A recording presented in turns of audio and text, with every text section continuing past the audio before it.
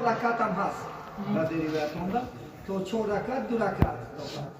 2 رکعت نمازش یعنی نیت میکنه نماز نفل است بغیر از سنت واجب دیگه همه عبادت ها نفلی است نفل گفته نیت میکنه یعنی نیت یارم 2 رکعت نماز نفل گفته نیت میکنه خدا خواهد سوره فاتحه میخونیم بعد زمین سورنده 7 بار سوره اخلاص هم میخونیم و رکوع سجده میکنیم نیم رکعت میخستم بعد با بسم الله گفته الحمد میخونیم بعد با 7 مرتبه سوره اخلاص میخونیم قل هو الله احد بعد سجده کشیده 70 مرتبه یعنی استغفار میگیریم بعد در خدا خواهد 100 مرتبه آیت یعنی سوره قدر خونیم آیت الکرسی خونیم صلوات به امام محمد صلی الله علیه و چی خیلی که عبادت که میتونین همیشه فقط خواب نرفتن در کار ان شاء الله خدا خواهد خواب نرفته خدا خواهد رضای الله یافتن در کل خلاص کنه چون روزی خدا در طاعت انسان امشب هم کار دارم دعا نکی لیلة القدر خیر من الف شهر این شب است که از 1000 ماه بهتره 80 سال بهتره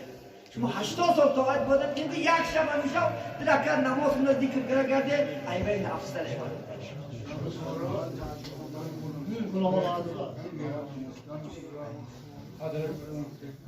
دیوم وشنه است دیوم وشنه 4 رکعتش است نم 4 رکعت نماز نفل میخونه یکم رکعت نه 3 مرتبه سوره قدر دیومش نه 3 مرتبه سوره اخلاص سیمش نه باز 3 مرتبه سوره قدر چهارمش 3 مرتبه اخلاص این نماز هم هست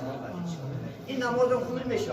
بعد کلمه بهترین عایشه محترم رضی الله تعالی عنها پیامبر اسم سوال دادن که در حدیث امام احمد روایت است که وقتی که ما موافقت کنیم شب قدر کدام دعا میخونیم تا که اللهم انک انت عفو تحب العفو فاعف عنا همین همیشه تا سر ذکر کنیم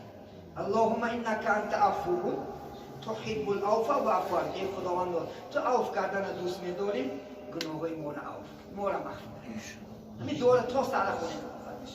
توبه کنیم ان شاء الله پیش خدا البته ما به خطا نیستیم میلیون خط اگر گناه خدا ظاهر کنم گورم را تشکر میکنم اگر خدا ظاهر کنم گورم قبول میکنم شکر میکنم چون بیگناه فقط الله امروز در یک گشتگی گناه قدمی موندگی گناه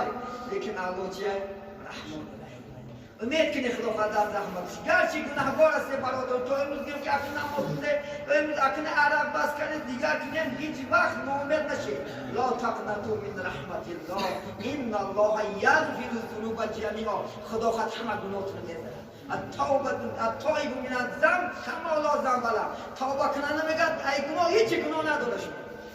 شما خدا خود توبه کنه رو به عبادت آوردمی یگان گناهتون نمیمونه خدا خود این ثوابا بیشتر کنه گناه رو مجلد بکنه خدا خود میکشش ویروس دوتا ویروس خدا خود گناه بسیار کنه ثوابا رو مجلد بکنه ثواب بسیار کنه گناه رو خدا خود برای این موقع چی